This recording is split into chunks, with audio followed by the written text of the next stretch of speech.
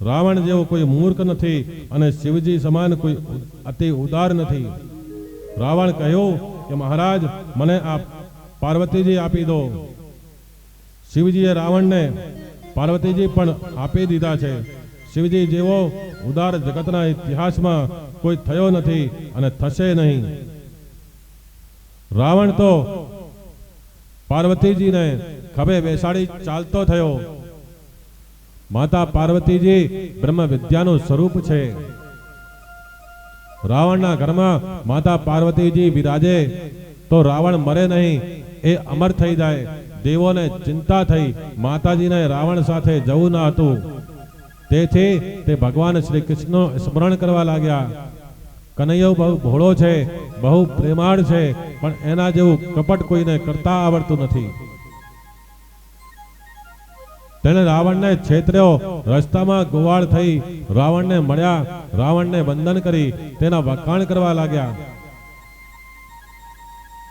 જીવ વખાણ પચાવી શકે નહીં, સ્તુતિ પરમાત્મા જ પચાવી શકે છે. પરમાત્માનો જે અનુભવ થયો છે એવા મહાત્માઓ સ્તુતિ પચાવી શકે. નિંદા સહન કરવી સહેલી છે, પણ સ્તુતિ સહન કરવી બહુ કઠણ છે. કોઈ નિંદા કરે તો કહેશો ભલે કરે, મારી નિંદા કરનાર સુખી થાય. નિંદા સહન કરવી એ સહેલું છે, પણ સ્તુતિ સાંભળ્યા પછી અભિમાન વધે છે. દરેકની અંદર સૂક્ષ્મ પણ અભિમાન હોય છે. જ્યાં વખાણ થાય ત્યાં બેસવું નહીં, વખાણ સાંભળવા નહીં.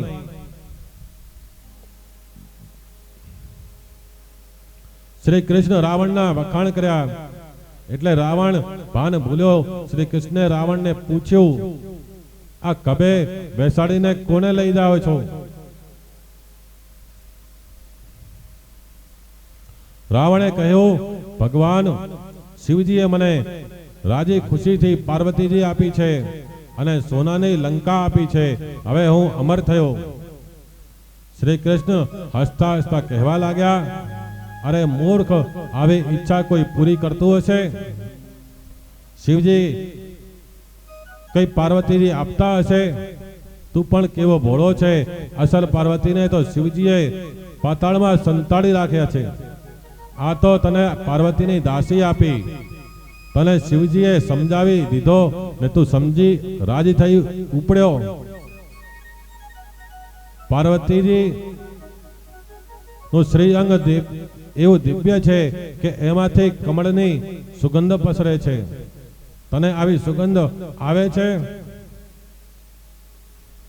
આ સાંભળી રાવણ દુવિધામાં પડી ગયો. વળી માતાજીને પણ રાવણ સાથે જવું ન હતું. તેથી માએ પોતાના શરીરમાંથી દુર્ગંધ પસરાવી કે રાવણે તેમને નીચે ઉતારી રસ્તામાં છોડીને ચાલતો થઈ ગયો. શ્રી કૃષ્ણે તે સ્થળે પાર્વતીજીની સ્થાપના કરી. તે માતાજી દેવપાયની દેવી નામે પ્રસિદ્ધ છે. આ સ્થળ દક્ષિણ ભારતમાં ગોકર્ણ મહાબલેશ્વરથી 3-4 માઇલ દૂર છે. શિવ પુરાણમાં કથા છે કે શંકર પાર્વતીનું લગ્ન થતું હતું. લગ્ન વખતે 3 પેઢીનું વર્ણન કરવાનું હોય છે. શિવજીને પૂછવામાં આવ્યું, તમારા પિતાનું નામ બતાવો. શિવજી વિચારમાં પડી ગયા, મારા પિતા કોણ? મહારુદ્ર શિવનો જન્મ નથી. નારદજીએ શિવજીને કહ્યું કે બોલો ને, પિતા બ્રહ્મા છે. શિવજી કહે કે બ્રહ્મા. પછી પૂછવામાં આવ્યું, દાદા કોણ? તો કહે તો નારદજી કહે કે વિષ્ણુ દાદા છે. પછી પ્રશ્ન થયો, વડદાદા કોણ? હવે કોનું નામ લેવું? ફટ દઈ શિવજી બોલ્યા કે હું જ સર્વનો વડદાદો છું. સુદજી વર્ણન કરે છે કે શિવજીના મસ્તકમાં જ્ઞાનરૂપી ગંગા છે. એટલે જ તે દક્ષ પ્રજાપતિના યજ્ઞમાં પોતાની નિંદા સાંભળવા છતાં સહન કરી શક્યા છે. શ્રી કૃષ્ણના ચરણમાં જ્ઞાન ગંગા છે, એટલે તે શિશુપાળની નિંદા સહન કરી ગયા. નિંદા સહન કરવી મુશ્કેલ છે. નિંદા સહન કરશો તો જ આગળ વધશો.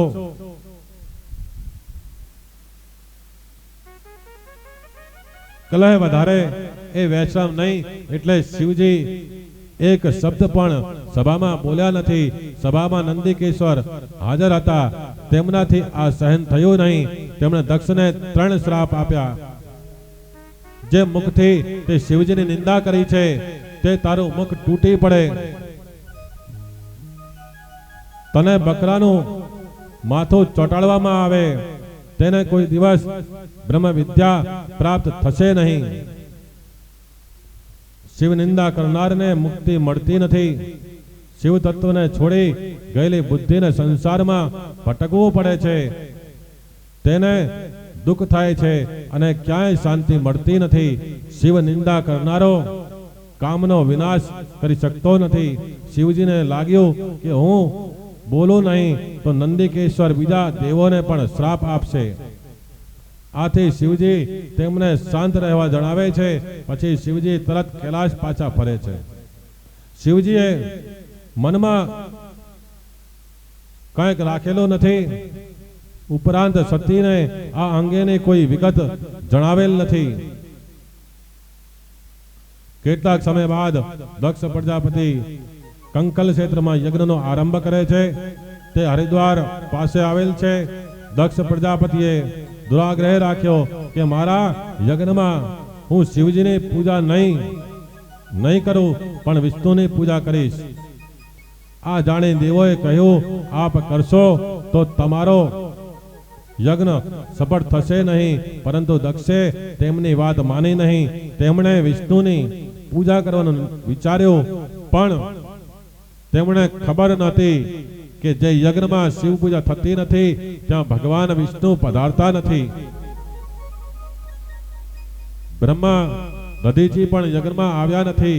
કેટલાક દેવો દક્ષ પ્રજાપતિ અને શિવજી વચ્ચેનો કલહ જોવા મળશે એ આશયથી વિમાનોમાં બેસી કંકલ ક્ષેત્રમાં આવવા નીકળ્યા છે. તેઓની સાથે દેવ કન્યાઓ પણ છે. સતીએ આ વિમાનો જતા જોયા. સતી વિચારે છે કે આ દેવ કન્યાઓ કેટલી ભાગ્યશાળી છે. આ લોકો ક્યાં જતા હશે? પૂછતા એક દેવ કન્યાએ કહ્યું, તમારા પિતાને ત્યાં યજ્ઞમાં જઈએ છીએ. શું તમને ખબર નથી? તમને યજ્ઞમાં આવવાનું આમંત્રણ નથી. દક્ષે દેશ બુદ્ધિથી શિવજીને આમંત્રણ આપેલો નહીં. સતી જાણતા નથી કે મારા પતિ અને પિતા વચ્ચે અણબનાવ થયો છે. સતીને પિતાના યજ્ઞમાં જવા ઘણી ઈચ્છા થઈ. સમાધિમાંથી શિવજી જાગ્યા ત્યારે તે પોતાના પિતાજીના યજ્ઞમાં જવા માટે કહે છે. શિવજી કહે, દેવી આ સંસાર છે, કોઈના ઘેર લગ્ન તો કોઈના ઘેર મરણ. સર્વ સંસાર દુઃખથી ભરેલો છે. સુખરૂપ એક પરમાત્મા છે. તારા ને મારા પિતા નારાયણ છે. સતી કહે કે તમે કેવા નિષ્ઠુર છો. વ્યવહારમાં તો ઊભા રહેવું પડે ને. તમને કોઈ સગા સંબંધીઓને મળવાની ઈચ્છા થતી નથી?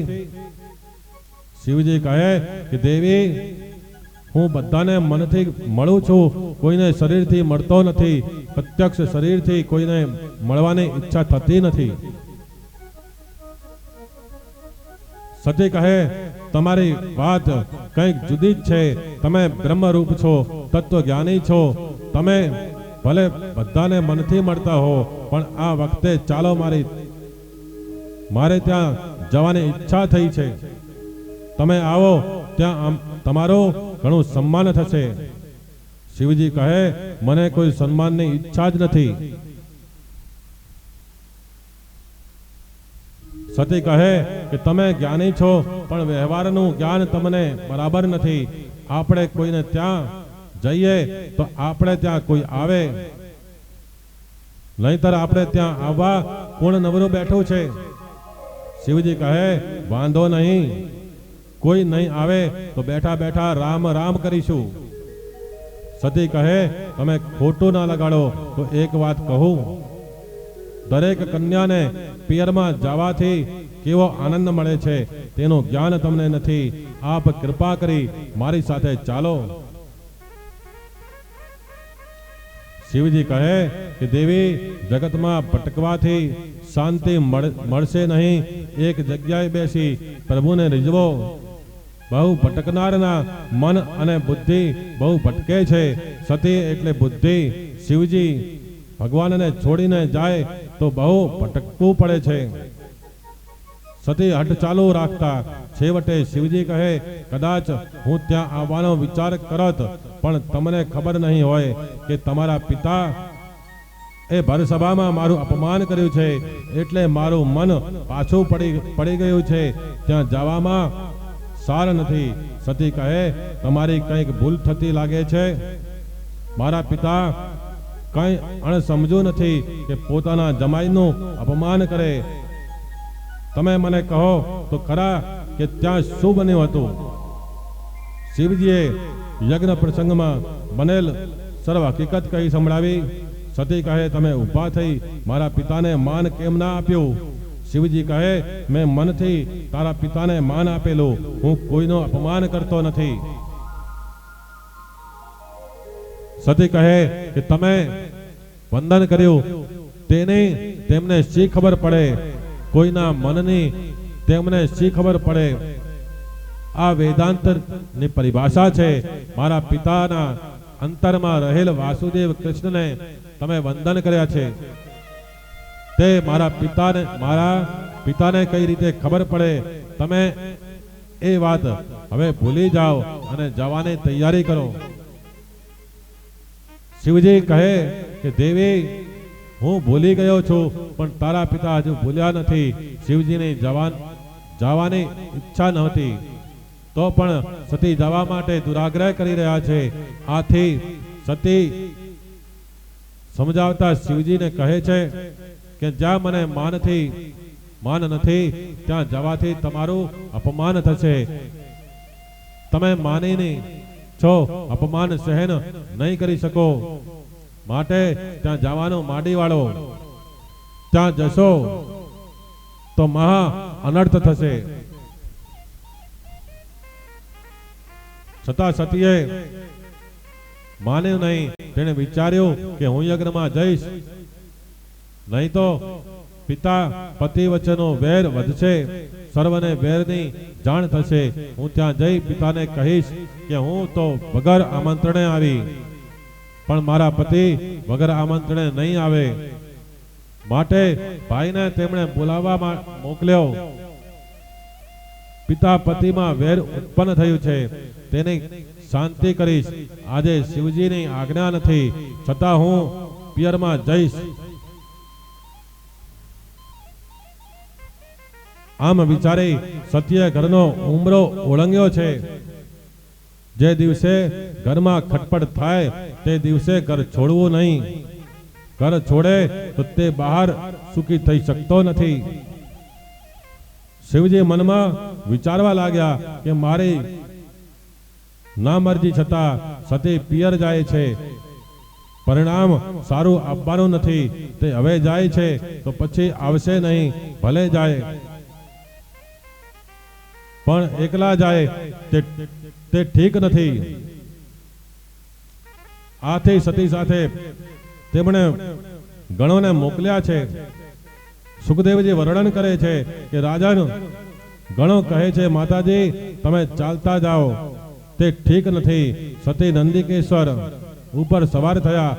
શિવજીએ સતીને સામગ્રી પોટલામાં બાંધી. હવે તે પાછી આવવાના નથી.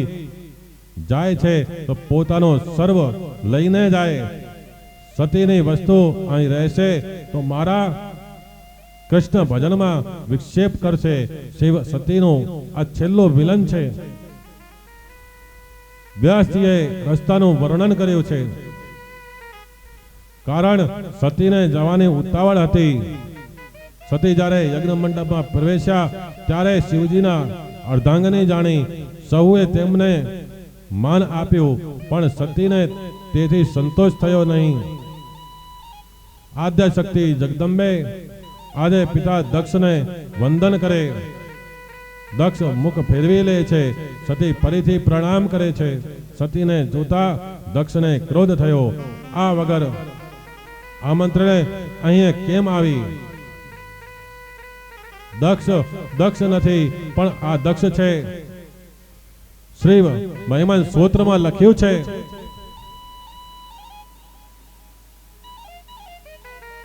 દક્ષ પ્રજાપતિએ પોતાની પુત્રી સામે જોયું નથી. અપમાનના ભયે તેની બહેનો તથા માતાજી સિવાય કોઈએ તેને આદર આપ્યો નથી. માતા અને બહેનો સાથે તે હેતથી મળ્યા, તેમને બેસવા આસન આપ્યું, પરંતુ પિતા તરફથી અપમાન પામેલ સતીએ તે તરફ ધ્યાન આપ્યું નહીં. સતી વિચારે છે કે મારા પિતાજી મારી સામે જોતા પણ નથી, મને હવે અહીં રહેવાની ઈચ્છા નથી, હું ઘેર જઈશ. શિવજી ઉદાર છે, તે મારો સ્વીકાર કરશે.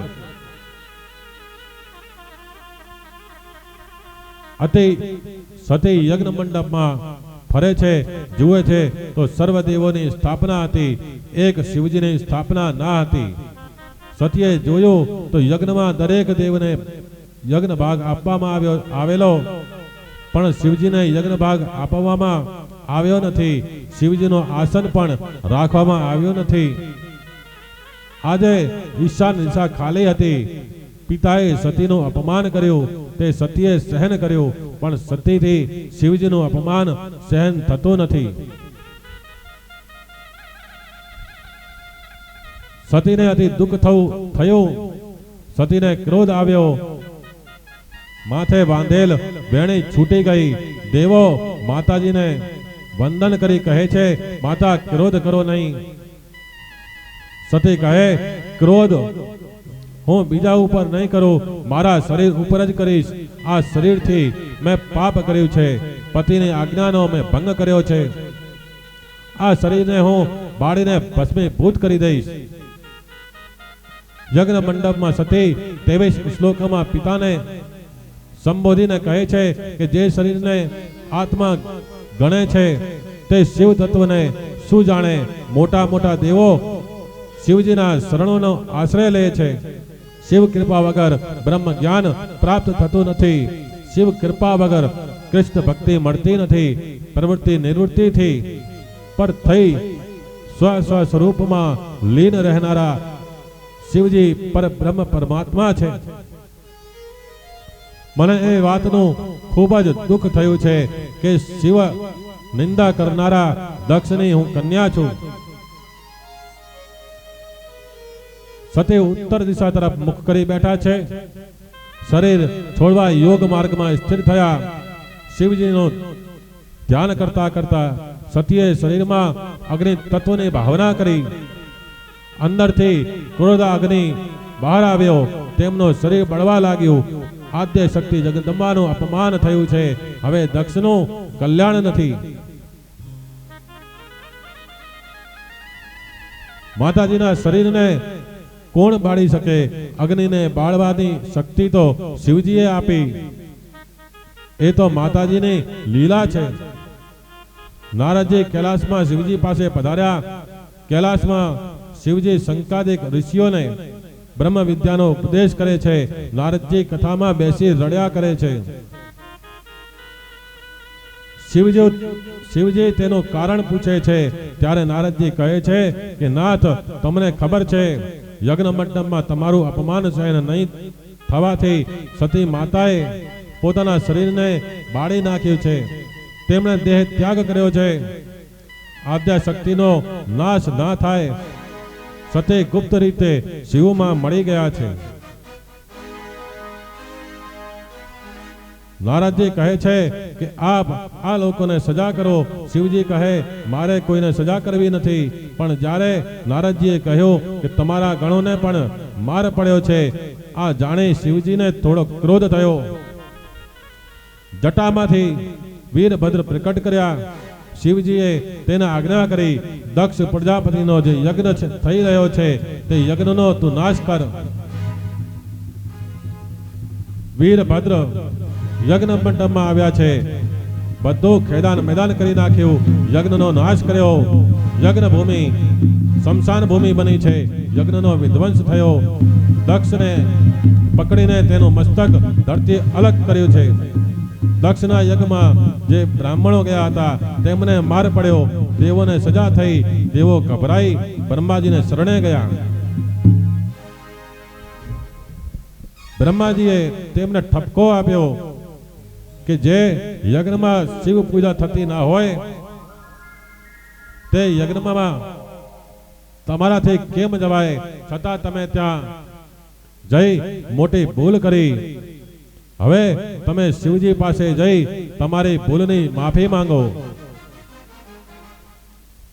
દેવો કહે અમારી એકલા જવાની હિંમત નથી, આપ અમારી સાથે શિવજીની કૃપા વગર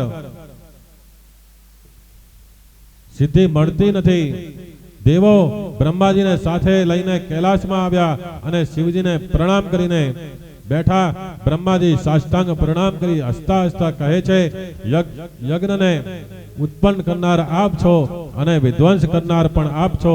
યજ્ઞ પરિપૂર્ણ થાય તેવું કરો, તમે પણ ત્યાં પધારો. શિવજી ભોળા છે, સરળ છે.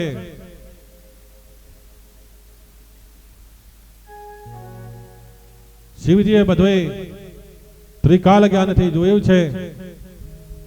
શું જોયું છે કે આ બધાના ખાતા કેટલે કેટલે પોકી ગયા છે, કોણે કેટલી નિંદા કરી છે, કેવા કેવા કર્મો કર્યા છે.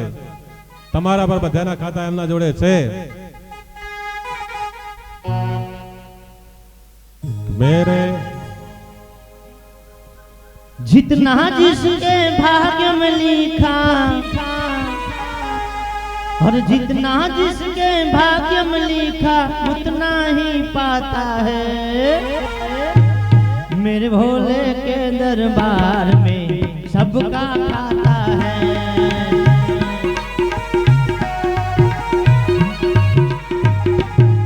मेरे शिव के दरबार में सबका खाता है।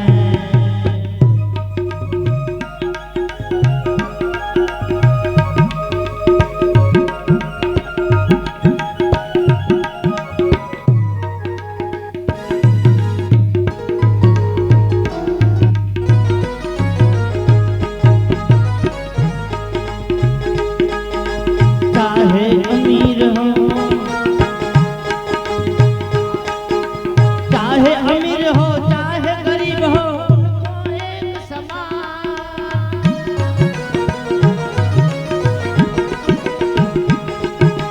चाहे अमीर हो चाहे गरीब हो उनको एक समान।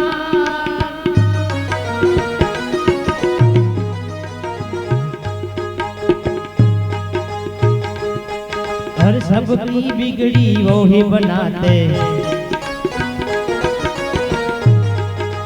सबकी बिगड़ी वो ही बनाते हम सबके भगवान।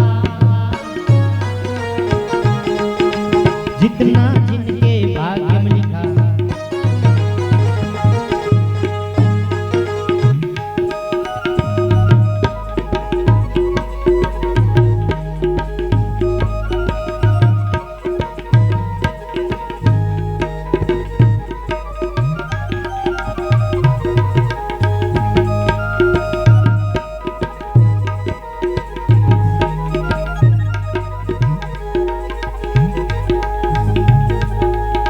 राजा हो या रंग सभी उनके दावेदार।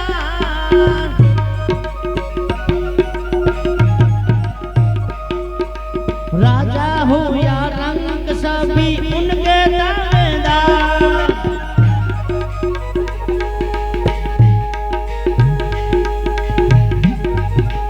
अरे देवों में वो महादेव, अरे देवों में वो महादेव भूतों के सरदार। जिनका जिनके भाग्य में लिखा वही, जितना जिसके भाग्य में लिखा वही वो पाता।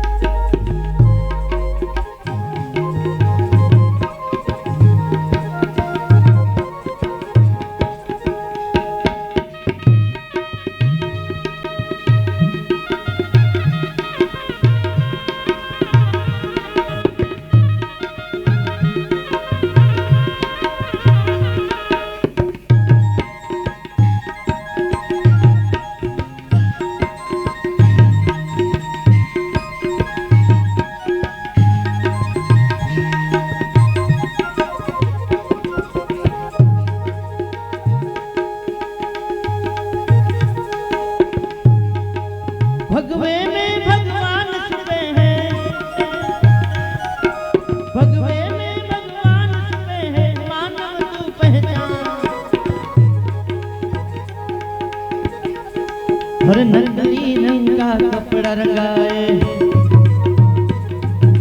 नकली रंग का कपड़ा रंगाए, साधु नहीं शैतान। जितना जिसके भाग्य लिखा वही उनको पाता है।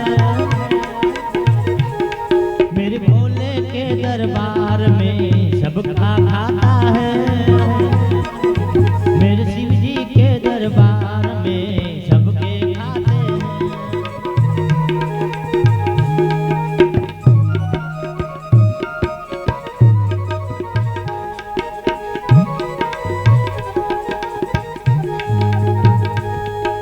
गिरा कहे तू मिर्ग संभलिए जग है नादान।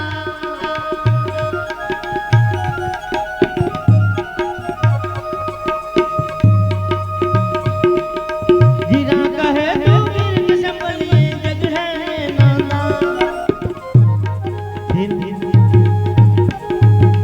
तेरा बनाया तुझे बनावे मानवी नहीं है बाबा।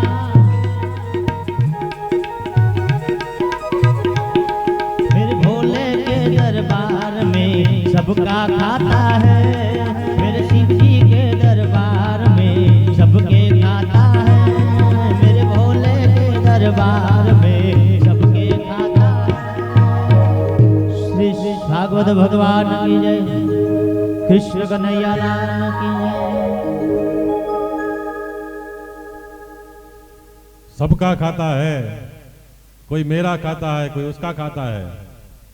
कौन किसका खाता है?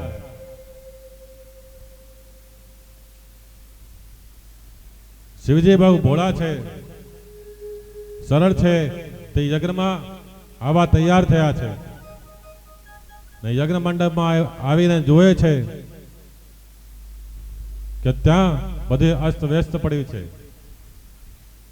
કોઈના હાથ નોખા પડી ગયા છે, કોઈના પગ નોખા છે, કોઈના મસ્તક નોખા છે.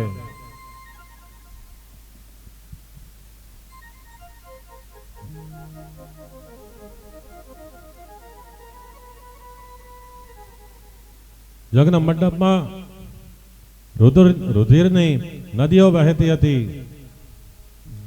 આ બધું જોઈ તેમને લાગ્યું કે નક્કી આ બધું કામ પોતે મોકલેલ વીરભદ્રનું જ છે. તેમણે વીરભદ્રને ઠપકો આપ્યો.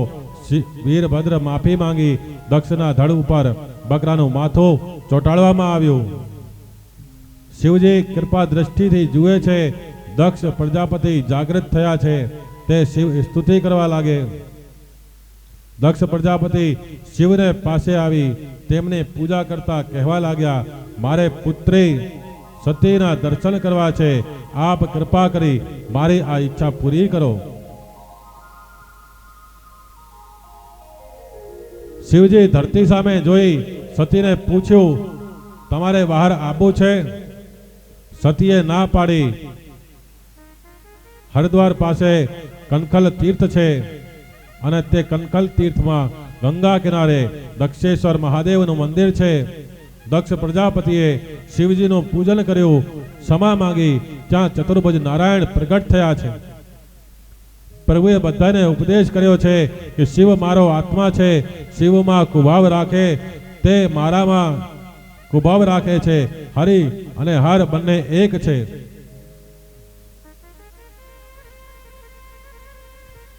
સેવક સખા સ્વામી શિવ મેરે કે ભગવાન શંકર નારાયણના સેવક છે. શ્રી રામચંદ્રજી જીના સેવક છે, સખા છે અને સ્વામી પણ છે. શિવજીના મહિમાનું કોણ વર્ણન કરી શકે? બે અક્ષરનું નામ શિવ મુખમાંથી નીકળે તો અનેક પાતકોનો વિનાશ થાય છે. પ્રભુએ દેવોને ઉપદેશ કર્યો છે, શિવજીમાં અને મારામાં જરાય ભેદ નથી. ભક્ત અને ભગવાન અંદરથી એક જ હોય છે. જ્યારે પ્રભુએ રામેશ્વરની સ્થાપના કરી ત્યારે ઋષિએ રામજીને પૂછ્યું કે મહારાજ રામેશ્વરનો અર્થ સમજાવો. રામજીએ સરળતાથી અર્થ કર્યો કે રામ ના જે ઈશ્વર છે તે રામેશ્વર શિવમાં મારા સ્વામી છે, હું એમની પૂજા કરું છું. રામજીના નો અર્થ શંકર ભગવાનને ગમ્યું નથી. શિવજી પ્રગટ થયા અને કહ્યું, નાના, એવું નથી કે રામ ઈશ્વર યસ્ય સા રામેશ્વરા. તેનો અર્થ એ કે રામ છે ઈશ્વર જેના, તે હું રામદાસ છું. શ્રી રામ મારા સ્વામી છે, હું આખો દિવસ રામ નામનો જપ કરું છું. ઋષિઓએ કહ્યું, રામ અને શિવ એક જ છે. શ્રી કૃષ્ણ અને શિવ એક જ છે. હરિ હરમાં ભેદ રાખવો નહીં. ભક્ત અને ભગવાન એક જ હોય. હરિહરમાં ભેદ રાખે તેનું કલ્યાણ થતું નથી. શિવ કૃપા વગર સિદ્ધિ મળતી નથી, બ્રહ્મ વિદ્યા મળતી નથી. જીવ અને શિવ તત્વ એક જ છે તે બતાવવાનો ભાગવતનો હેતુ છે.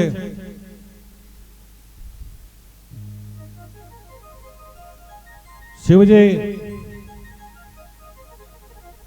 નિવૃત્તિ ધર્મના આચાર્ય છે અને શ્રી કૃષ્ણ પ્રવૃત્તિ ધર્મના આચાર્ય છે. સર્વ પ્રકારની પ્રવૃત્તિ હોવા છતાં પ્રવૃત્તિમાં જરાય ના લેપાય તે આદર્શ જગતને બતાવ્યો છે શ્રી કૃષ્ણે. દક્ષ પ્રજાપતિના મનમાં હરિ અને હરમાં જે ભેદ હતો તે દૂર થયો.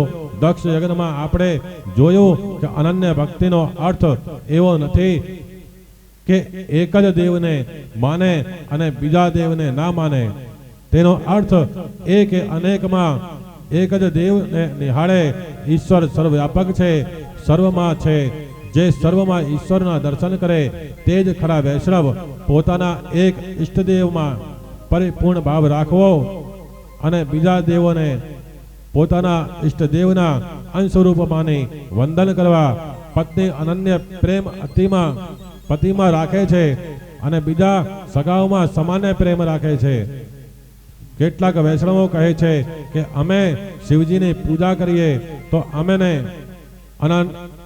અન્ય આશ્રયનો દોષ લાગે છે. આ ભૂલ છે. 5 દેવો એક જ છે, તેમાં ભેદ બુદ્ધિ ન રાખવી. શિવ અને પાર્વતીના લગ્ન કરવામાં આવ્યા ત્યારે પણ ગણપતિનું પૂજન કરવામાં આવેલું. ગણપતિ બ્રહ્મરૂપ છે, તે તો નિત્ય છે, પણ પાર્વતીને ત્યાં તેમનો અવતાર થયો છે. આ બધાને માનો, પણ બાલકૃષ્ણની સેવા ના કરો તો ના ચાલે. પરમાત્મા શ્રી કૃષ્ણ પ્રેમનું દાન કરે છે અને તે પ્રેમના જ્ઞાન પર સુખ છે. પ્રજાપતિએ યજ્ઞ કર્યો પણ તેમાં ભેદ બુદ્ધિ રાખી તેણે શિવજીની પૂજા ના કરી, તેથી તેના યજ્ઞમાં વિઘ્ન આવ્યું. આ શરીર પંચાયતન છે, તે 5 તત્વોનું બનેલું છે. એક એક તત્વના એક એક દેવ છે. પૃથ્વી તત્વના દેવ ગણેશ છે, તેમની ઉપાસનાથી વિઘ્નોનો નાશ થાય છે. જળ તત્વના દેવ શિવજી છે, તેમની ઉપાસના કરવાથી જ્ઞાન મળે છે. તેજ તત્વના દેવ સૂર્ય છે, તેમની ઉપાસના કરવાથી નિરોગી થવાય છે, તેઓ આરોગ્ય આપે છે. વાયુ તત્વના દેવ માતાજી છે, તેમની ઉપાસના ધન આપે છે. આકાશ તત્વના દેવ વિષ્ણુ છે, તેમની ઉપાસના પ્રેમ આપે છે. સૂર્યની ઉપાસના અને પૂજનથી તમને સારું આરોગ્ય મળશે. સૂર્ય પૃથ્વીના સાક્ષાત દેવ છે. એક નાસ્તિકે પૂછ્યું, મહારાજ મને ભગવાનના દર્શન કરાવો. મેં સૂર્યને બતાવીને કહ્યું, આ સાક્ષાત પરમાત્મા છે. સૂર્યને દરરોજ 12 નમસ્કાર કરવા જરૂર કરો. શિવજીના પૂજનથી તમને જ્ઞાન મળશે. માતા પાર્વતીના પૂજનથી સંપત્તિ મળશે. ગણેશજીના પૂજનથી તમારા વિઘ્નો દૂર થશે. વિષ્ણુ શ્રી કૃષ્ણના પૂજનથી પ્રેમ પ્રાપ્ત થાય છે. દક્ષ એ જીવ છે અને શિવ એ સદગુરુ છે. શિવજી કહે છે કે તમે જે શરીરનો મોહ રાખો છો તે એક મુઠ્ઠીભર રાખ છે, ભસ્મ છે, માટે તેને બહુ શણગારશો નહીં, પણ સાદું રાખો. તેને બહુ લાડ લડાવશો નહીં. આ શિવજીનો ઉપદેશ છે. શિવજી કહે છે કે તેને આચરણમાં પણ મૂકે છે. શિવજી શરીર ઉપર ભસ્મ ચોડે છે અને નિરંતર તપ કરે છે. તપ ના કરે તેનું પતન થાય છે. માનવ જીવનનું લક્ષ્ય ભોગ નથી પણ ભજન છે, ઈશ્વર ભજન છે. સમભાવ ને સદભાવ સિદ્ધ કરવા માટે સત્સંગની જરૂર છે. મનુષ્ય જીવન તપ કરવા માટે છે, પરમાત્માનું આરાધન કરવા માટે છે. પશુઓ પણ ભોગ ભોગવે છે. મનુષ્ય કેવળ ભોગ પાછળ પાગલ બને તો પશુ અને મનુષ્યમાં શું ભેદ છે? મનુષ્યને પ્રભુએ બુદ્ધિ આપી છે, જ્ઞાન આપ્યું છે, પશુને નહીં. આવતી કાલની ચિંતા માનવ કરે છે, પશુ કરતો નથી. પશુઓ તપ કરી શકતા નથી, દેવો પણ તપ કરી શકતા નથી. દેવો પુણ્યનો ભોગ ભોગવી શકે છે, તપશ્ચર્યાનો અધિકાર ફક્ત પુરુષોને જ છે. તેથી મનુષ્ય વિવેકથી ભોગ ભોગવી તપશ્ચર્યા કરી શકે છે. તપ અનેક પ્રકારના છે. દુઃખ સહન કરી સત્કર્મ કરે અને તપ કહે છે. ઉપાસના કરવી એ તપ છે. અમાવસ પૂર્ણિમા જેવા પવિત્ર દિવસોએ ઉપવાસ કરવો, પરોપકારમાં શરીર ઘસાવવું એ પણ તપ છે. પરંતુ ગીતાજીમાં તપની સુંદર વ્યાખ્યા આપી છે. ભાવ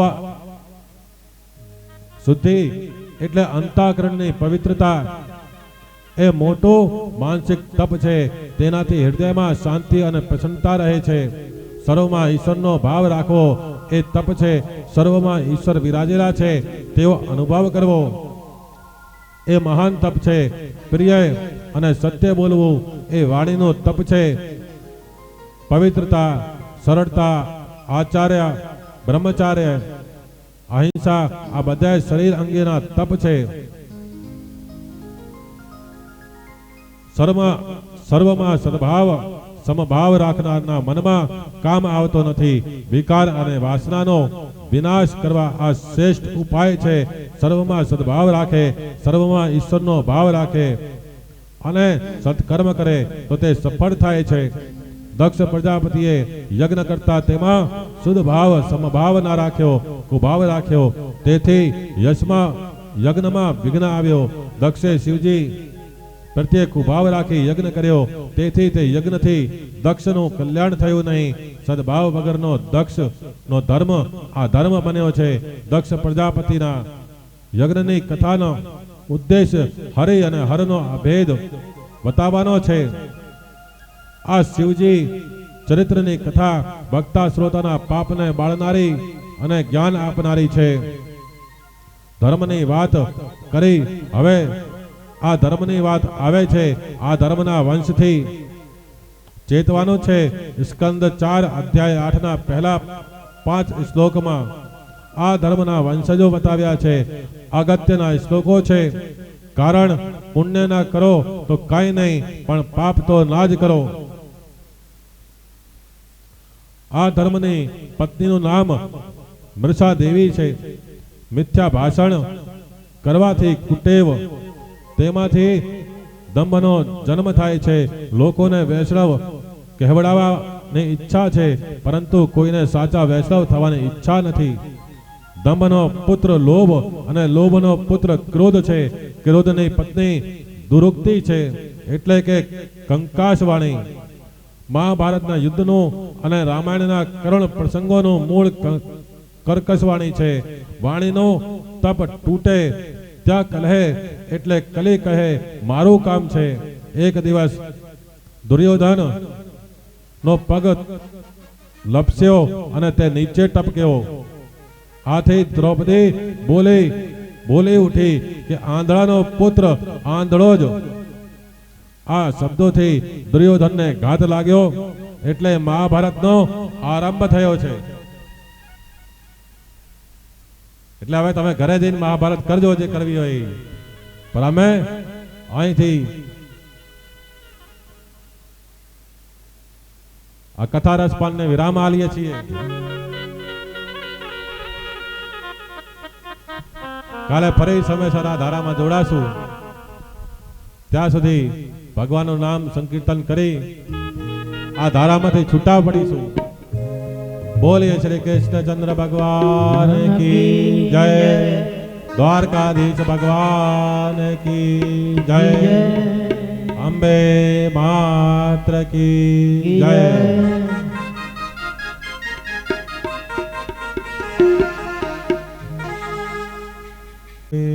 जय जय।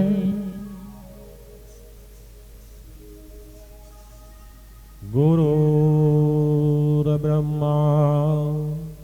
गुरुर्विष्णु गुरुर्देवो महेश्वरा गुरुर्साक्षात् परब्रह्मा तस्मै श्री गुरुवे नमः। ध्यानमूलं गुरुरमूर्ति पूजामूलं गुरुपदम् मंत्रमूलं गुरुर्वाक्यं मोक्षमूलं गुरुकृपा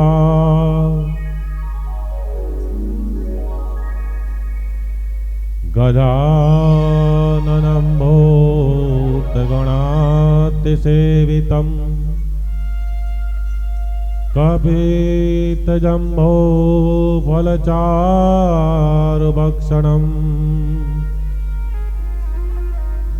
उमासुधमशोकविनाशकार्यक्रम नमामि विघ्ने सरपादपङ्कजम्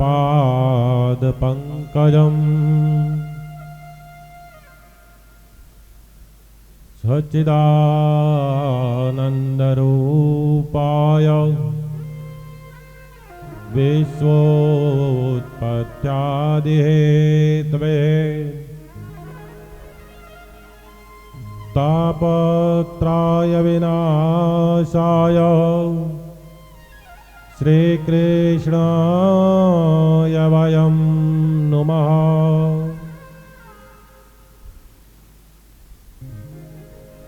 लंबोदरं परमसुंदर मेकदंतं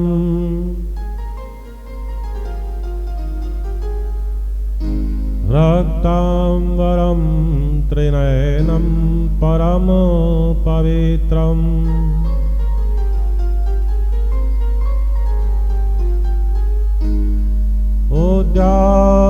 उद्यादिवाकरं करोज्ज्वलकायकान्तम्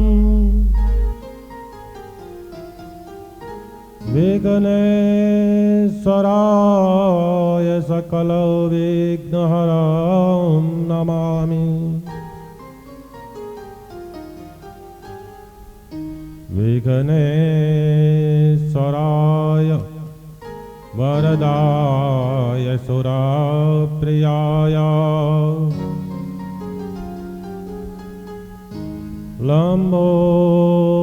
लंबोदराय सकलाय जगद्दिताय नागाननाय सुतयज्ञ विभूषिताय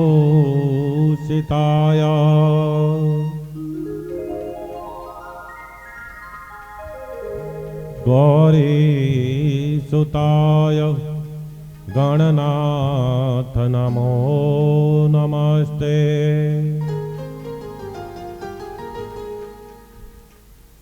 मनोजवं वा ऋततुल्यवेगं जितेन्द्रियं बुद्धि मातात्मवरिष्ठम् वातात्मजं वा नरयोऽद्यमुख्यं श्रीरामदूतं शरणं प्रपद्ये।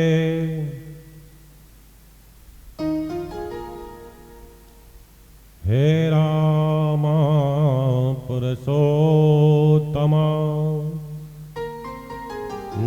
हरे नारायण केशवा गोविंदा गरुणाध्वजा गुणनिधे दामोदर माधवा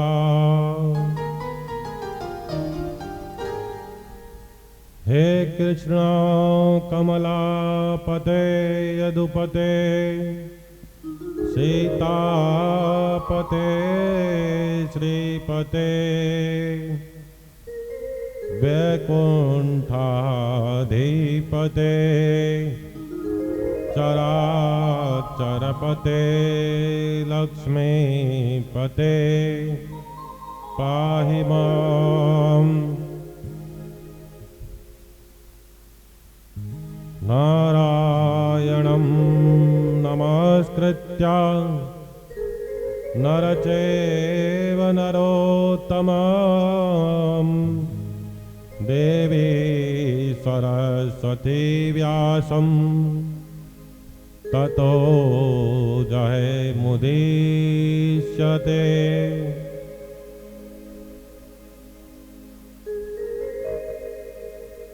राधा भक्ति हरेर्ज्ञानम्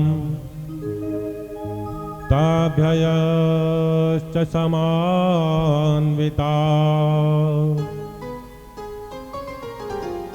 तां श्रीभागवती गाथां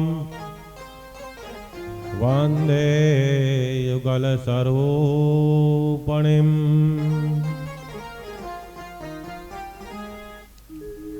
रामाय रामभद्राय रामचन्द्राय वेदसे रघुनाथाय नाथाय सीताय पतये नमः।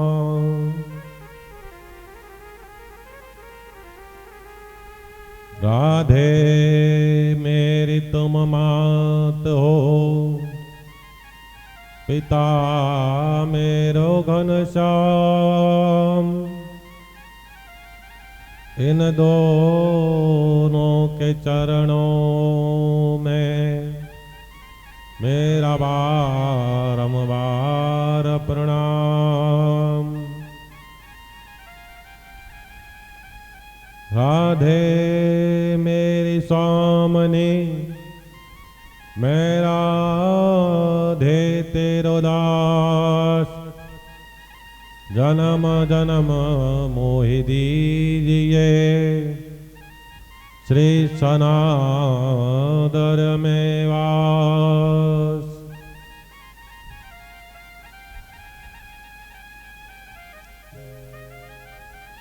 जय जय श्री राधा रमण, जय जय नवल किशोर, जय गोपीचित चोर प्रभो,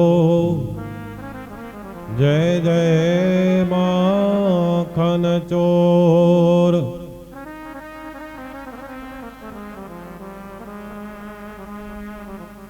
करारविंदे न पदारविंदम,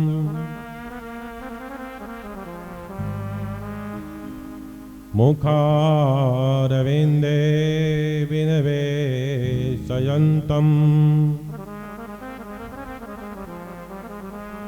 वटश्च पत्रश्च पूटे शयनम्, बालामुकुन्दं मनसा स्मरामि।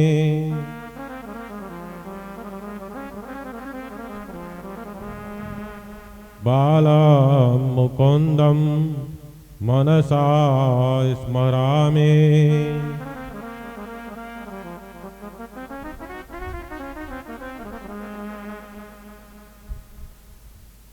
परम मंगलमय परमात्मा अखिलेश्वर आकारण करुणालय वरुणालय भक्तवांसा कल्पांतरो पीतांबरधारी श्री बालकृष्ण जीनो वांगमय स्वरूप वाणीमय शब्दमय प्रतिमूर्ति आपणा बधाय वच्चे श्रीमद भागवत महापुराणना स्वरूपे स्थित छे तेना आपणे वारंवार वंदन करीए छीए।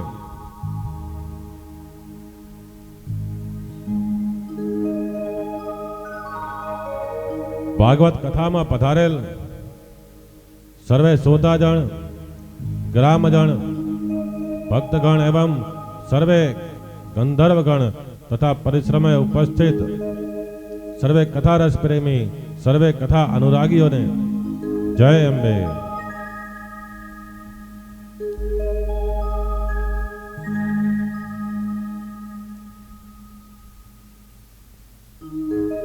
परम आनंदनो विषय है कि श्री अंबाजी आश्रम सनादर धाम में श्रीमद भागवत कथानो आपणे रसपान करी रह्या छीए। जेटला भक्तो અહીં પધારેલ છે, જેટલા કથા રસ પ્રેમીઓ અહીં પધારેલ છે, બધાને જય અંબે।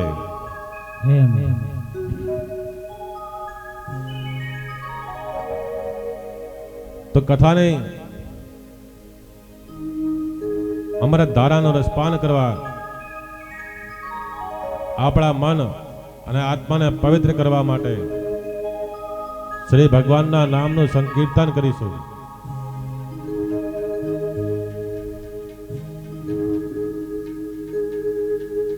કે જેના મુખમાં રામનું નામ નથી એવા દુર્જનનું યહી કામ નથી।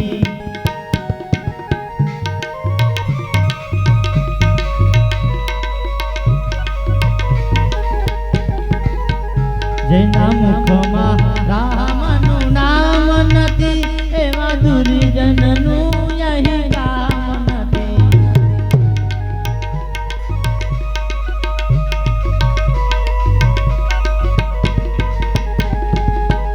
જેને હરિ કીર્તનમાં પ્રેમ નથી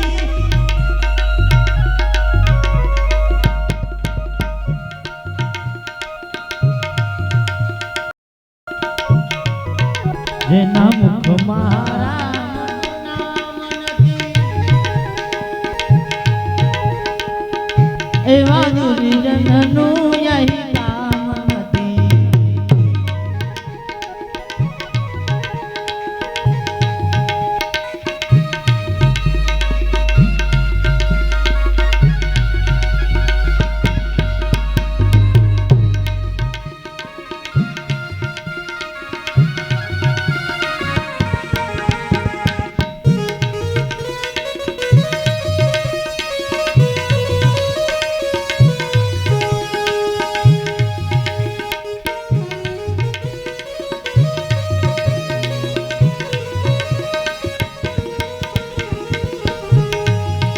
જન સંત સેવામાં કામ નથી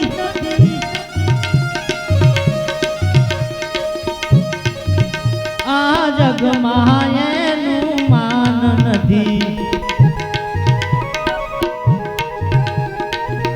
જેના મુખમાં રામનું નામ નથી એવા દુર્જનનું યહી કામ નથી।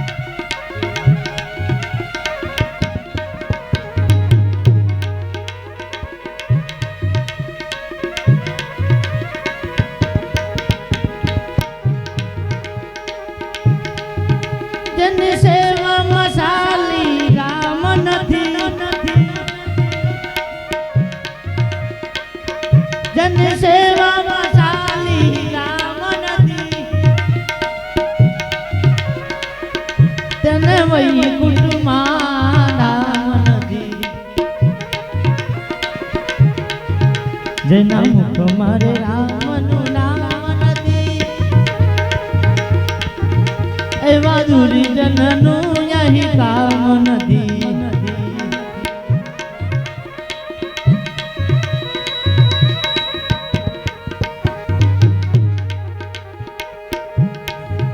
જન ખરા ખોટાનું ભાન નથી. જન ખરા ખોટાનું ભાન નથી. એ તો સમજ્યા ખરા પણ શાન નથી.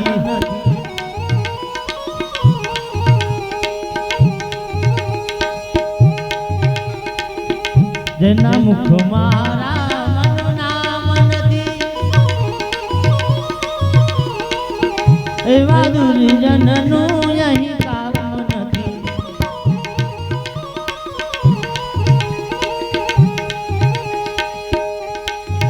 જેના હૃદયમાં પ્રભુ નામ નથી.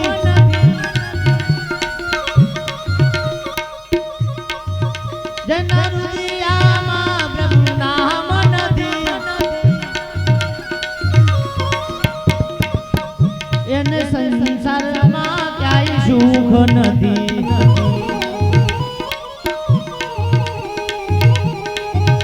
જેના મુખ મારા મનનું નામ નથી. એવા દુર્જનનું યહી કામ નથી. એવા દુર્જનનું યહી કામ નથી.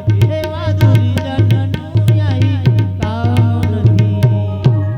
શ્રી ભાગવત ભગવાન કી જય. श्री राधा रमण लाल भगवान की जय। श्री भागवत भगवान की जय। श्री व्यास नारायण भगवान की जय। श्री अम्बे मात्र की जय। श्री विश्वकर्मा भगवान की जय। श्री दुधेश्वर महादेव की जय। श्री द्वारकाधीश भगवान की जय। श्री अन्नपूर्णा माता की जय। श्री सद्गुरुदेव की जय। परम पूज्य महामंडल स्वामी श्री कृष्णानंद गिरि जी महाराज की जय। अपने अपने माता पिता की जय। गौ मात्र की जय। ओम नमः पार्वती पते हर हर महादेव।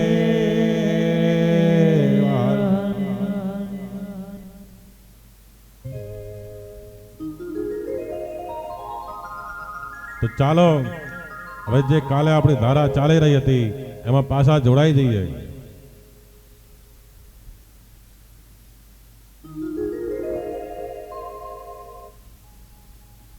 એક દિવસ દુર્યોધનનો પગ લપસ્યો છે એટલે નીચે પટકાયો છે ને દ્રૌપદી જોઈ જાય છે ને કહે છે કે આંધળાના પુત્રો તો આંધળા જ હોય। આ શબ્દોથી જ દુર્યોધને આઘાત લાગ્યો છે એટલે મહાભારતનો આરંભ થયો છે।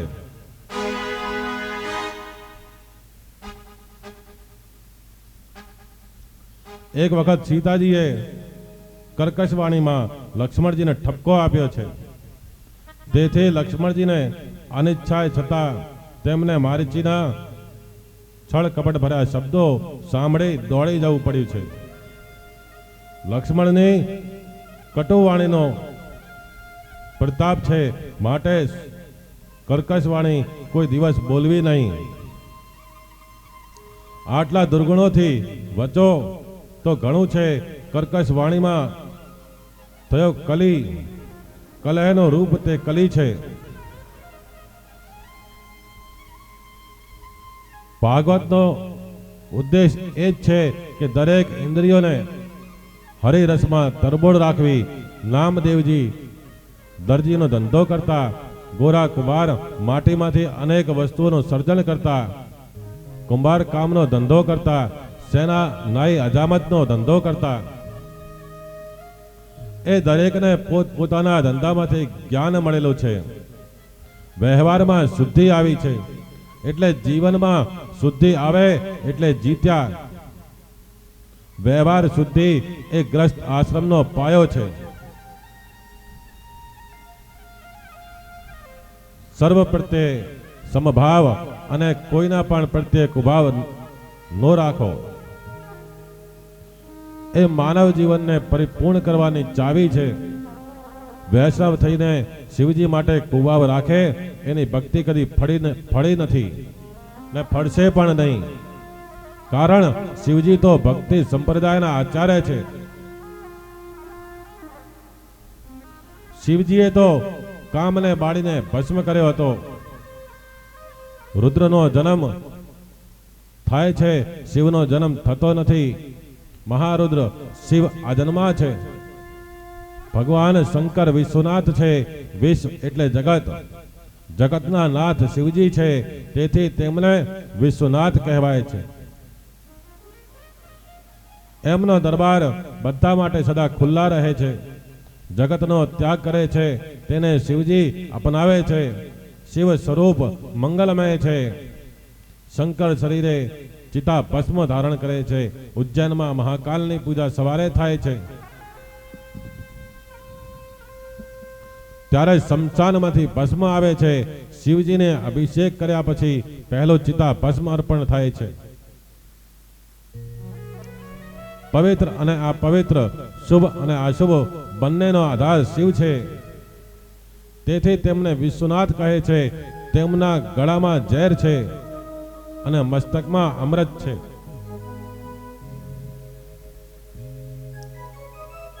ઝેર અને અમૃત આ બેનો આધાર શિવ છે.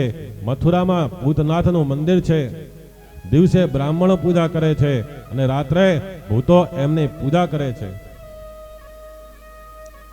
24 કલાક પરમાત્માની પૂજા કરવી જોઈએ. તમારે અહર્નિશ પૂજા માટે કઈ ધંધો છોડવાની જરૂર નથી. તમે જે દેવની પૂજા કરો છો તે દેવ સર્વત્ર છે એમ માની સર્વ પ્રત્યે આદર અને પ્રેમ વડે સર્વમાં તમારા ઈષ્ટદેવની પૂજા સર્વકાળ કરો.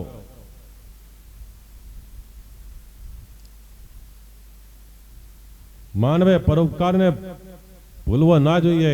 જે બીજાને સુખી કરવા ઈચ્છે છે તે કદી દુઃખી થતો નથી. એ પરોપકાર કરવાના હેતુથી પરમાત્મા બારહાનું રૂપ લઈ ઉકરડામાં ફર્યા હતા અને માછલા કે કાચબાનું રૂપ લઈ સાગરમાં વિચર્યા હતા. એમને લાગ્યું હતું કે આમ કર્યા વગર સમાજ સુખી થવાનો નથી. રાક્ષસોએ તમારી શક્તિ વધારી, પ્રજાને પીડવા માંડી ત્યારે પરમાત્માએ લીલા કરી, વારાહ રૂપ ધારણ કરી તેઓ પૃથ્વીને રસાતળમાંથી બહાર લાવ્યા. પ્રત્યેક મનુષ્ય પરોપકારની પ્રવૃત્તિમાં જોડાવું જ જોઈએ. એ બીજાનું ભલું કરે તેનું ભલું જ થાય છે. ભારતીય સંસ્કૃતિમાં પ્રાર્થનાને ઘણું મહત્વ આપ્યું છે. ત્રિકાળ સંધ્યા પ્રાર્થનાનું સ્વરૂપ છે. બ્રાહ્મણો 3 વાર કરે અને સંન્યાસીઓ 4 વાર સંધ્યા કરે છે. સંન્યાસોની ચોથી સંધ્યા મધ્યરાત્રિની છે. પરમાત્માની પ્રાર્થનામાં ફક્ત ભજન કે પદ ગાવાના નથી, પણ પાપ કબૂલવાનો છે.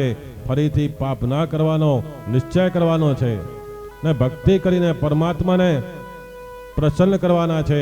જે ઈશ્વરને વિસરી જાય છે તેને સપને સુખ મળતું નથી.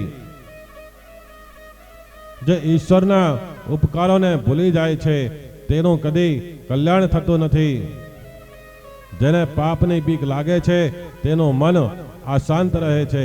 માનવ શરીરમાં બેઠેલા આત્મા વિનય વિવેકથી વર્તે તો શાંતિ મેળવી શકે, પણ સાથે સાથે બીજા અનેકને પણ સુખ શાંતિ પહોંચાડી શકે છે.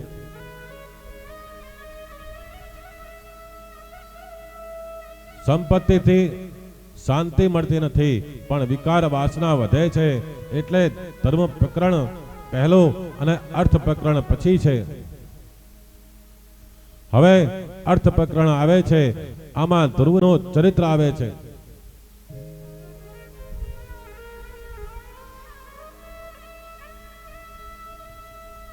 વિદુરજી પ્રશ્ન કરે છે કે મનુ મહારાજની 3 કન્યાઓ ના વંશનું વર્ણન સંભળાવ્યું. હવે મનુ મહારાજના 2 પુત્રો ના વંશ સાંભળવાની ઈચ્છા છે. અતઃ તઃ કીર્તયે વંશમ પુણ્યે કીર્તે કુરુદ્રઃ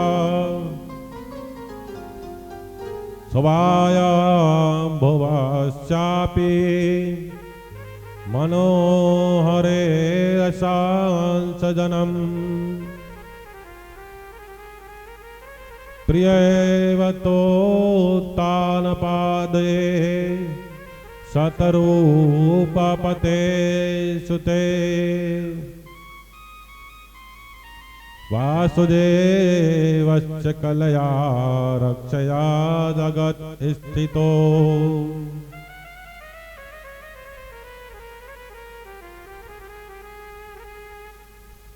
મનુ મહારાજને 2 પુત્રો છે, પ્રિયવ્રત અને ઉત્તાનપાદ. પ્રિયવ્રત રાજાના વંશની કથા 5મ સ્કંદમાં આવશે, જ્યારે ઉત્તાનપાદની કથા આ 4th સ્કંદમાં લીધી છે.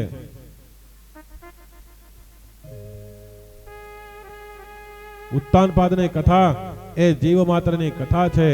પાદ શબ્દનો અર્થ થાય છે પગ. ઉત્તાન શબ્દનો અર્થ થાય છે ઉપર.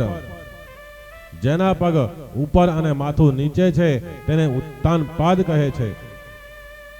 માના પેટમાં રહેલો જીવ ઉત્તાનપાદ છે. જીવ જન્મ લે છે ત્યારે માથું પહેલા બહાર કાઢે છે, પછી પગ બહાર કાઢે છે. જેના પગ ઊંચે અને માથું નીચે તે ઉત્તાનપાદ. જન્મ વખતે દરેકની આ હાલત હોય છે.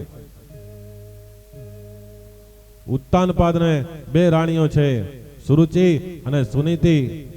સુરુચિ દેખાવે ખૂબ સુંદર છે, પણ તેનામાં ખાસ કોઈ સદગુણ નથી. જ્યારે સુનીતિમાં ઘણા સદગુણો છે, પણ તેનામાં સૌંદર્યનો અભાવ છે. રાજાને સુરુચિ પ્યારી લાગે છે, જ્યારે સુનીતિ અળખામણી લાગે છે. સુરુચિને એક પુત્ર છે, તેનું નામ ઉત્તમ, અને સુનીતિને એક પુત્ર છે, તેનું નામ ધ્રુવ છે. જીવ માત્રને 2 રાણી છે, સુરુચિ અને સુનીતિ. મનુષ્ય માત્રને સુરુચિ વહાલી લાગે છે, એટલે તે માનિતી બને છે. કોઈને સંયમ ગમતો નથી. ઇન્દ્રિયો માર્ગે તે સુખ ભોગવવાની ઈચ્છા, એને જ સુરુચિ કહે છે. સુરુચિ એટલે વાસના. દરેકને રુચિ વહાલી લાગે છે. મનને અને ઇન્દ્રિયોને ગમે તેવું મનુષ્ય કરે છે. તે શાસ્ત્રને પણ પૂછતો નથી, ધર્મને પૂછતો નથી, કે કોઈ સંતને પૂછતો નથી. રુચિ એટલે મનગમતી ઈચ્છા, મનગમતા ભોગ ભોગવવાની ઈચ્છા વધારનાર. તે સુરુચિનો દાસ છે. જે સુરુચિને આધીન થયો તેને નીતિ અળખમણી લાગે છે.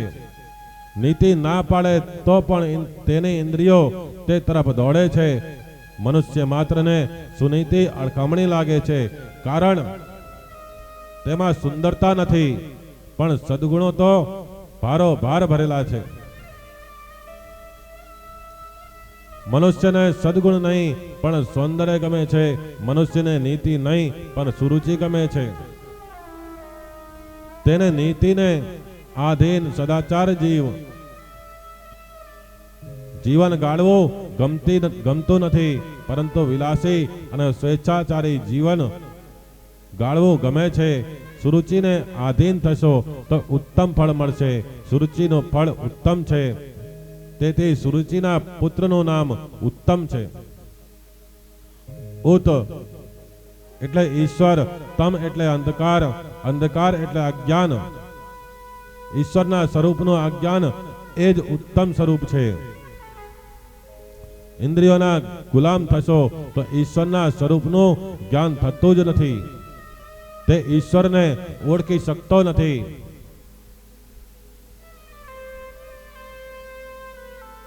તમે બધા માલિક છો. ઇન્દ્રિયો નોકર છે.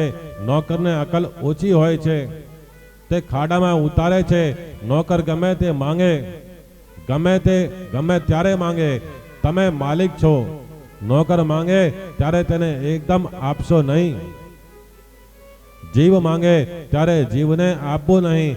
જો આપશો તો તે તમને બહુ ત્રાસ આપશે, બહુ નચાવશે. ઈશ્વરનું જ્ઞાન વિરક્તને થાય છે, વિલાસીને થતું નથી. વિષયો ક્ષણિક જ ઉત્તમ સુખ આપે છે. તે ક્ષણિક વિષય આનંદ છે. ઉત્તમ એ વિષયાનંદ છે. ઇન્દ્રિય અને વિષયનો સંયોગ થાય ત્યારે ક્ષણિક સુખ મળે છે. એ સુખ થતું નથી, પણ સુખનો ભાસ થાય છે. ભાગવતમાં સુખદેવજી મહારાજે વિષયાનંદ કેવો છે તેનો સુંદર દાખલો આપ્યો છે. વિષય આનંદ દાદર જેવો છે. દાદર થાય ત્યારે લોકો મલમ લગાવે છે, પણ જ્યારે તેને મટવાનો સમય આવે ત્યારે બહુ ચડ આવે છે.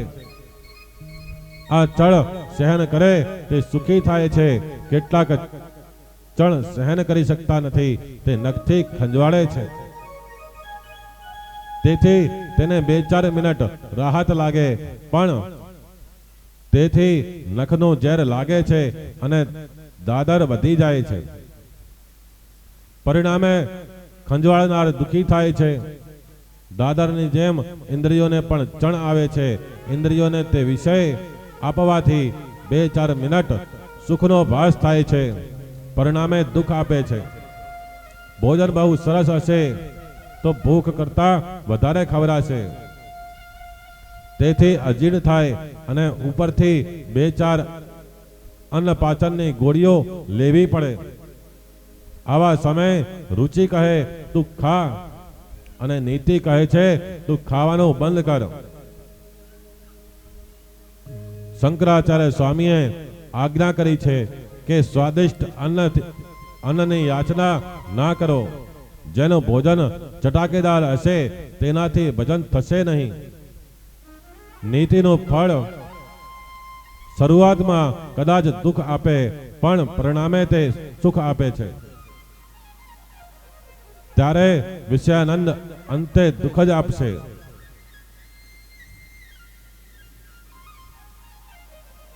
જેનું જીવન શુદ્ધ છે, પવિત્ર છે, તેને ભજન આનંદ મળે છે. આનંદ કાયમ ટકે છે. જે નીતિને આધીન રહી પવિત્ર જીવન ગાળે તેને ઈશ્વરનું જ્ઞાન થાય છે. સુનીતિનું ફળ ધ્રુવ છે. એટલે કે સુનીતિથી ધ્રુવ મળશે. આથી સુનીતિના પુત્રનું નામ ધ્રુવ રાખેલ છે. ધ્રુવ એટલે અવિનાશી, જેનો કદી વિનાશ થતો નથી. તે પદ અનંત સુખ બ્રહ્માનંદ મળશે. રુચિમાંથી ઉપજતો વિષયાનંદ ક્ષણિક છે, જ્યારે નીતિમાંથી ઉપજેલો ભજનાનંદ કાયમ ટકે છે. જે ધ્રુવની નીતિને આધીને રહે છે તેને ધ્રુવ મળશે, બ્રહ્માનંદ મળશે. મનુષ્ય જો સુનીતિને આધીન બને તો સદાચારી બને, અને સુરુચિને આધીન બને તો દુરાચારી બને છે. વિષય આનંદ અને બ્રહ્માનંદ અથવા ભજનાનંદ, આ બે આનંદ તમારી પાસે મૂક્યા છે. આ બંને માંથી તમે બ્રહ્માનંદને પસંદ કરજો. તે પહેલા ક્ષણિક સુખ આપે છે, પણ અંતે સુખ આપે છે. બે મિત્રોનું દ્રષ્ટાંત છે. કે બે મિત્રો જાત્રા કરવા નીકળ્યા છે. તેમાંના એક મિત્રને એવી આદત છે કે તેને પલંગ ઉપર જ સુવા જોઈએ. પલંગ વગર ઊંઘ આવે નહીં. પલંગની સાથે સાથે ઓશિકું પણ જોઈએ. તેને આ બધું પ્રવાસમાં સાથે લીધું. તેણે વિચાર્યું કે મારે ક્યાં ઉઠાવો છે, મજૂરને ઉઠાવવાનો છે.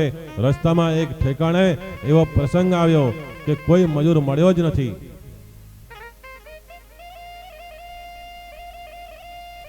મજૂર ના મળે તો કોણ કાકો ઉઠાવે? તે ભાઈએ જ પલંગ વગેરે સંગણો સામાન પોતાને માથે ઉપાડી લીધો છે. રસ્તામાં એક સજ્જન મળ્યા. તેમને આશ્ચર્ય થયું. તેમણે પ્રેમથી ઠપકો આપ્યો કે જાત્રા કરવા નીકળ્યા છો, કેટલો બોજો માથે રાખો છો? તમને જોતા મને દુઃખ થાય છે. તો તમને કેટલો ત્રાસ થતો હશે? પેલાએ કહ્યું, એમાં કોઈ ત્રાસ નથી. રાત્રે તો સુવાની બહુ મજા આવે છે. આ કથા કોઈ યાત્રીની નથી, આ આપણી કથા છે. જીવાત્મા જાત્રા કરવા નીકળ્યો છે. રાત્રિના ક્ષણિક સુખ ખાતર આખો દિવસ તે ગધા વેતરું કરે છે.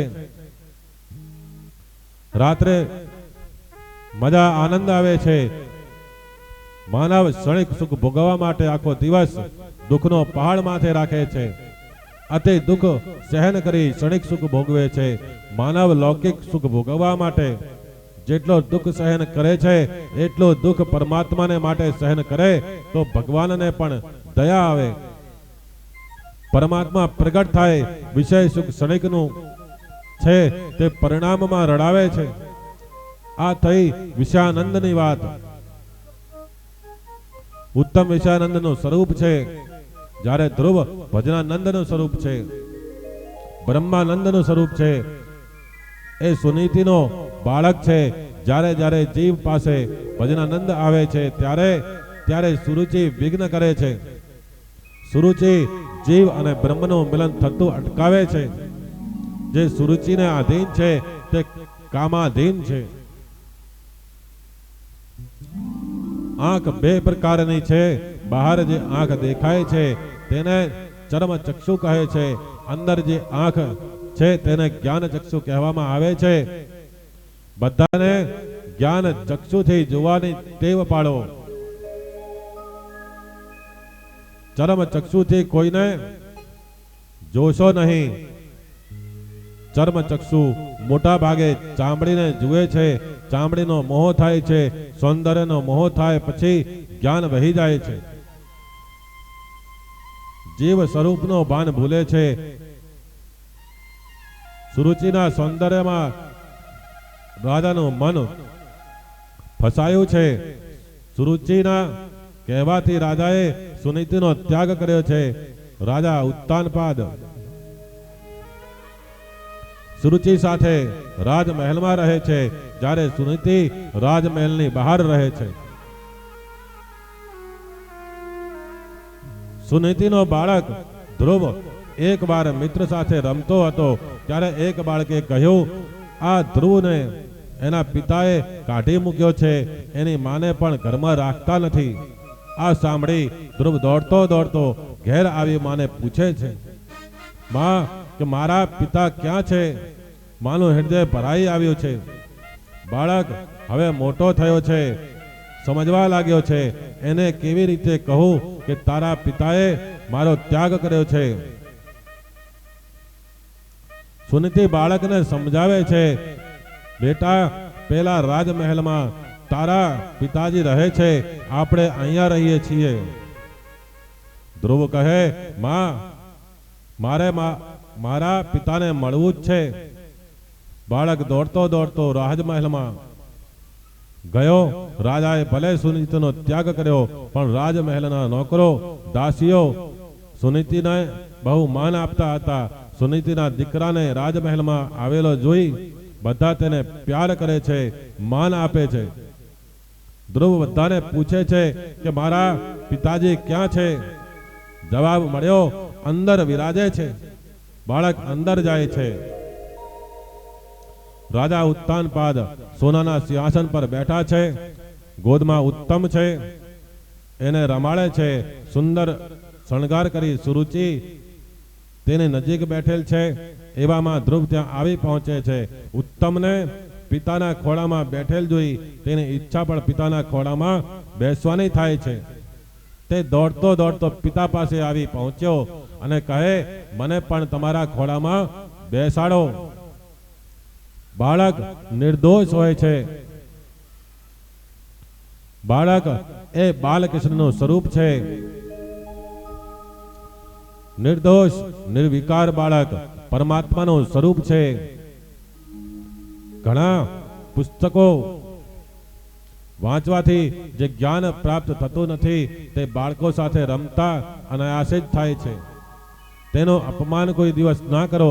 મોટા મોટા સંતો પણ બાળકો સાથે રમતા હતા. સમર્થ રામદાસ સ્વામી એકવાર નાના બાળકો સાથે રમતા હતા. શિષ્યો કહે કે તમે આ શું કરો છો? તે કહે છે કે બાળકો સાથે રમવાનો મને આનંદ આવે છે. મનમાં જેવું હોય તેવું બોલે છે અને જેવું બોલે છે તેવું કરે છે. મન, વાણી અને ક્રિયા ત્રણ જેના એક હોય છે તેવું શુદ્ધ હૃદય બાળકનું હોય છે. બાળકને કપટ કરતા આવડતું નથી. એ તો તેને મા બાપ શીખવાડે છે. બાળકની માફક મન, વાણી અને કાર્ય છે તો જ તમે પરમાત્માની ભક્તિ બરાબર કરી શકશો. તો જ તમને આનંદ મળશે. બાળકને નાનપણમાં સારા સંસ્કાર આપવા, તેને કપટનો અને જૂઠનો બોધ આપવો નહીં. અહીંયા એક બાપ અને દીકરાનો દૃષ્ટાંત છે.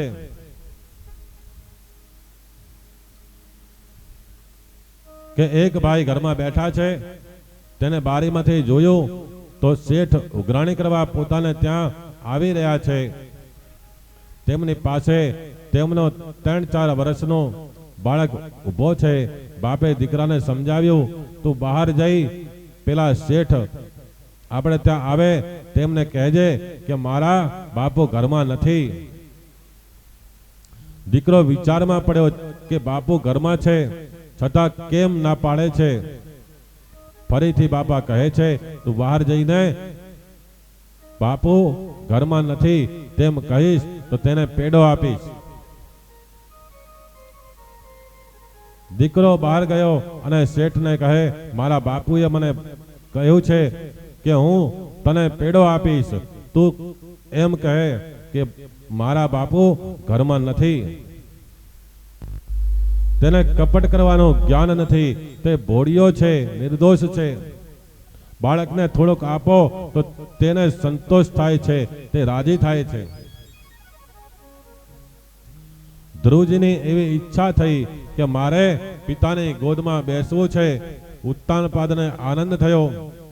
મનમાં વિચારે છે કે ધ્રુવને ખોળામાં લઉં, પરંતુ ત્યાં સુરુચિ બેઠી છે. તેને આ ગમ્યું નથી. તેની આંખમાં ઝેર હતું. તેનાથી આ સહન થયું નહીં. તેણે રાજાને કહ્યું કે ખબરદાર, એને ગોદમાં લીધો છે તો તમારો દીકરો તો ઉત્તમ છે. જેની આંખમાં ઝેર છે તેની આંખ બગડેલી છે. તે કદી ભક્તિ કરી શકતો નથી. બહુ ધ્યાન રાખજો. આંખમાં ઝેર આવે નહીં, પૈસો આવે નહીં. જેની આંખમાં પ્રેમ છે તે જ ભક્તિ કરી શકે છે. રાજા રાણીને આધીન છે, રાજા રાણીનો દાસ છે. આપણા શાસ્ત્રોમાં લખ્યું છે કે સ્ત્રીમાં વિશ્વાસ રાખવો, પણ સ્ત્રીમાં અતિ વિશ્વાસ રાખવો નહીં. જે પુરુષ સ્ત્રીને અતિશય આધીન રહે છે તેને જોતા પણ પાપ લાગે છે. અતિ કામી પુરુષને સ્ત્રીનું બધું જ સારું લાગે છે. તેને સ્ત્રીમાં દોષ દેખાતો નથી. તે સ્ત્રીમાં અતિ વિશ્વાસ રાખે છે. એ સ્ત્રીને આધીન રહે છે. રાજા વિચાર કરે છે કે ધ્રુવને ખોળામાં લઈશ તો સુરુચિ રાણી નારાજ થશે. કામી પુરુષ બીજો કોઈ વિચાર કરતા નથી. સ્ત્રી નારાજ ના થાય એટલો જ વિચાર કરે છે. બાળકનું દિલ દુભાય છે, તેનો વિચાર કરતા નથી. બાળક પ્રેમથી મળવા આવ્યો છે, પણ રાણીને રાજી કરવા રાજાએ મુખ ફેરવી લીધું છે.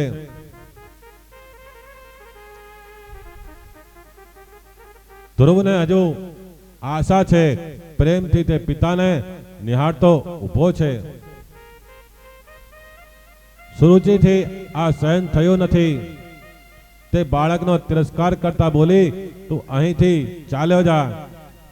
રાજાના ખોળામાં બેસવાને તું લાયક નથી. તું અણમાનીતી સુનીતિનો પુત્ર છે. ધ્રુવ કહે, માં, હું રાજાનો બાળક નથી. તે વખતે સુરુચિએ મહેણું માર્યું છે કે તારી માં રાણી નથી. રાણી તો હું છું, તારી માં તો દાસી છે. જો તારે રાજાના ખોળામાં બેસવાની ઈચ્છા હોય તો તું મારા પેટે જન્મ લે, પછી તું ખુશીથી રાજાના ખોળામાં બેસી શકીશ. તું વનમાં જા, તપશ્ચર્યા કર અને પરમાત્માને પ્રસન્ન કરી તું મારા પેટે જન્મ માંગ. તું રાણીનો દીકરો નથી, પણ દાસીનો દીકરો છે. ચાલ્યો જા અહીંથી. છતાં ધ્રુવ ત્યાં થોડો સમય ઉભો રહ્યા છે. તેને આશા હતી કે કદાચ પિતાજી તેને ખોળામાં લેશે. રાજાએ મોં ફેરવી લીધું. સુરુચિ ફરીથી ધ્રુવને ત્યાં ચાલ્યા જવા કહે છે. માને દાસી કહે છે. તેથી ધ્રુવને બહુ દુઃખ થયું છે. બાળકના હૃદયમાં તે શબ્દ બાણ જેવો વાગ્યો છે. મારી માને દાસી કહે છે. અને પિતાએ મોઢું ફેરવી લીધું. સામું પણ જોયું નથી. બાળકના હૃદયને ધક્કો લાગ્યો. તેને બહુ દુઃખ થયું. તે રડતો રડતો મા પાસે ગયો. સુનીતિને તેનો બાળક પ્રાણ કરતા પણ પ્યારો છે. તેણે બાળકને ઉઠાવીને ઘરમાં લઈ આવી. પછી ગોદમાં લઈ છાતી સરખો લગાવ્યો છે. પછી પૂછ્યું છે કે બેટા, તું કેમ રડે છે? તને શું થયું છે? તેની માં સુનીતિ છે. તેનો દીકરો સુશીલ હોય છે. માતા પિતાના આચાર વિચાર બાળકમાં આવે છે. માતા પુણ્યશાળી હોય તો બાળક જ્ઞાની થાય છે. માં પૂછે છે, છતાં ધ્રુવ બોલતો નથી. તે વિચારે છે કે હું એમ કહીશ કે મારી ઓરમાન માએ મારો તિરસ્કાર કર્યો અને પિતાએ મોં ફેરવી લીધો. એ તો માતા પિતાની નિંદા કરવા જેવું છે. મને પાપ લાગશે. બાળક ધીર ગંભીર છે. તે રડે છે પણ બોલતો નથી. ત્યાં તો એક દાસીએ આવી સુનીતિને બધી વાત જણાવી. તે જાણીને સુનીતિને બરાબર દુઃખ થયું છે. મેં કદી સુરુચિનું કંઈ બુરું કર્યું નથી. મારી સૌખ્યને માટે મારા મુખમાંથી કદી ખરાબ શબ્દો નીકળ્યા નથી. મેં એને જરાય બગાડ્યું નથી. બે પણ ગોદમાં બેઠો હોત તો શા વાંધો હતો? મારા બાળકને રડાવ્યો છે. સુનીતિએ વિચાર કર્યો કે આજે દુઃખમાં આવેશમાં હું બે કડવા શબ્દો બોલીશ તો બાળકના મનમાં વેર બીજા રોપણ થશે. મારા બાળકને ભલે રાજ સંપત્તિ ના મળે, મારે તો એને સારા સંસ્કાર આપવા છે. શિક્ષક જે ભણાવી શકે નહીં તેવો બોધ બાળકને માં આપી શકે છે. માં ગુરુ છે. માના સંતાન ઉપર અનંત ઉપકાર છે.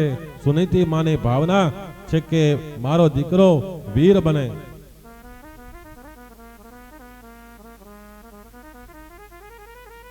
મહાન ભગવત ભક્ત બને. તેણે પોતાના દુઃખના વેગને દબાવીને એ જ કહ્યું, ધીરજ ધારણ કરી પછી કહે, બેટા તારી સુરુચિમાં તને જે કહ્યું તે ખોટું નથી. હું પણ તને એ જ કહું છું કે તું ઓરમાનમાંના કયા પ્રમાણે વનમાં જઈ ભક્તિ કર. સુનીતિ બાળક ધ્રુવને ખૂબ જ પ્રેમથી સમજાવે છે, બોધ આપે છે.